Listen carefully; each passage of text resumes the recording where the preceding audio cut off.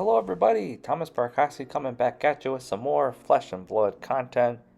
On today's video, we are in Case 1, Box 3. The last video was Case 1, Box 2. And there is not a video for Case 1, Box 1 because I was not patient enough and I ripped open a box on the ride home from the LGS. I was itching to rip open the product. This is a week after the release of the product. So, last time I opened some product was 2 weeks ago for pre-release. I'm just sorting my box 2 here, putting everything into sleeves. So far within 2 boxes, we have 1 cold foil common, 2 rainbow foil majestics, a handful of majestics, 0 legendaries, 0 fables, 0 marbles, and then the 1 majestic that stands out is our premeditate. 0 codexes of frailty. So hopefully in box 3 we open up some more cold foil, preferably a legendary, preferably a marvel, but the legendaries hard to pull.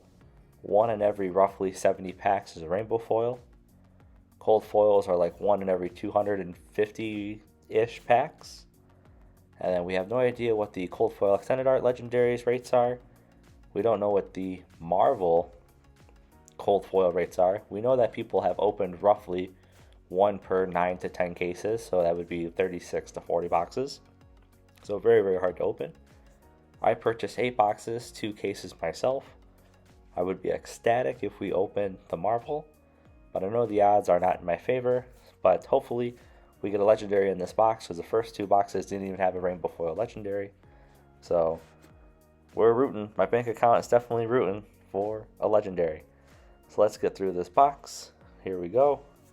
So far, no majestic hits, but we're just a couple packs in. Very, very hard to open up packs on camera, sort everything out, and be coherent when you talk. So I give huge props to people like Flukenbox, who does this all the time, Overload Gaming, who does this all the time, and for anybody else who's just ripping open boxes or a case while having a coherent conversation with the camera. Because honestly, I just couldn't do it. I tried doing it for the whole case. These 3 boxes, it did not go well. So that's why I'm voicing over it. Last video, I talked a lot about the Chicago Realms Game Brawl. I think MinMax is absolutely phenomenal. They do an awesome job. The MinMax Realm Game Brawl was full of elite Flesh and Blood players. I didn't even attempt to compete with them in CC. I stayed home on the Saturday. I went there Sunday for Blitz, where I felt like I had a better chance of winning because I had more practice with Blitz in the last 2 months than I have. Oh, sweet, we got our second premeditate in the case. So that's a great hit. That's like a $35, $38 card. But I have way more practice in Blitz the last couple months than I do CC. Last time I was practicing hard for CC, it was for calling Indianapolis. I brought that aggressive Oldham. I did a deck tech on that.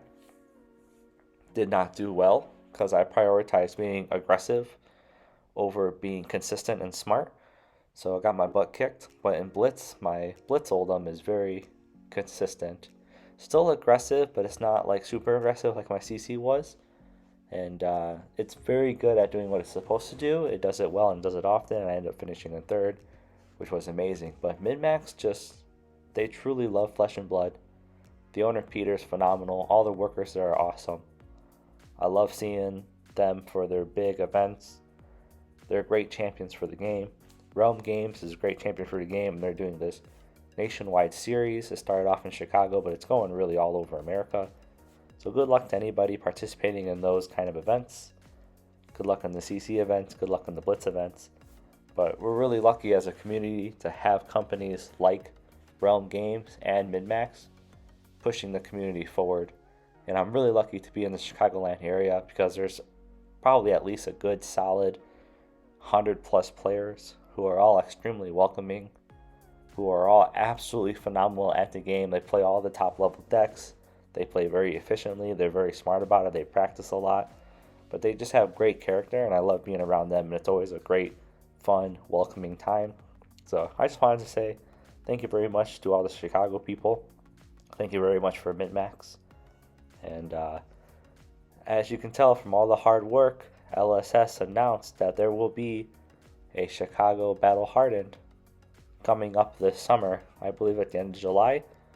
I believe it will be the week after Dusk Till Dawn releases, which to me is a very exciting set. When Starvo and Prism were doing their things, I was playing Katsu. Katsu was the first hero I picked up. I love Katsu. I'm slightly disappointed in the quality of cards he received in Outsiders. I do not believe that he received the same type of buff that Azalea received. And he's going to be good, but he's not going to be that level of good to consistently day 2 or top 8 big ginormous events. But Katsu is absolutely amazing. But I'm super excited for Dusk Till Dawn. Like, I've never really played Prism besides Commoner. I have drafted Chain a few times in Monarch. Super fun. Prism, super fun to draft. They're both super fun to play in Commoner. I have not played them in either Blitz or CZ, but I have played against them a lot. I think Chain will be absolutely broken in LL, and he's going to get more help. Prism's going to get more help in Dusk Till Dawn. I'm hoping for a Chain Prism 2.0. LSS is teasing us with this light Dorinthia, and it looks absolutely amazing. There's some type of 5-headed dragon coming. The monastery is like all doom and gloom, and stuff's about to go down. And boy, oh boy, I know Outsiders is out. I know I'm ripping open packs and boxes of Outsiders, but I am really pumped for Dusk Till Dawn. And I really hope that it changes up the meta and people bring these decks to the Chicago Battle Hardened the week after the set comes out. You know, give the judge a couple issues. You know, we got a nice cold foil there, common. Hopefully those new decks give the judges, you know, puts their brain into overdrive. Just like the Brawl, the Chicago Brawl was Saturday and Sunday. Outsiders came out on Friday, and the judges did a phenomenal job of making sure things went as smooth as possible. You know, big shout outs to Howard and John and Eric, phenomenal judges. Rome Game had all their judges there. No complaints from me. The event went super smooth in my opinion as a player in the Blitz on Sunday. Plenty of singles, plenty of sealed products, plenty of sleeves, anything you would need. The coverage, DM Armada, Flake, they just absolutely kill it. Super pumped that they're going to come back for future Chicago events. They were there for the last Chicago event. I can't remember quite what it was. Was it ProQuest season? They came for something, but they did a great job then. They're doing a great job now. They'll do a great job in the future. They're absolutely phenomenal. But man, I am super hyped for Dusk Till Dawn.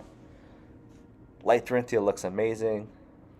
Chain 2.0, Prism 2.0, like Leviathan support. Like, man, just, I don't know. I'm super pumped. And to be honest with you, the new Azalea, the buffed up Azalea, the more consistent Azalea, Lexi having more options, it's just scary, man. As an Oldham player, it's scary. As a former Katsu player, it's scary. Watching them beat up on Michael Hamilton's Icelander, who's won like the last 4 major events, it's scary. So, yeah, just things to look out for. Sorry that I'm just kind of rambling, but so far this is box 3. We had a couple different Majestics there. We had a cold foil common. We hit 2 rainbow foils. Or was that our first rainbow foil Majestic? No, I think that's our first rainbow foil Majestic. That's the whole box. So hopefully in box 4 we start hitting some L's, because my wallet's hurting so far. But thank you for watching. Have a great day.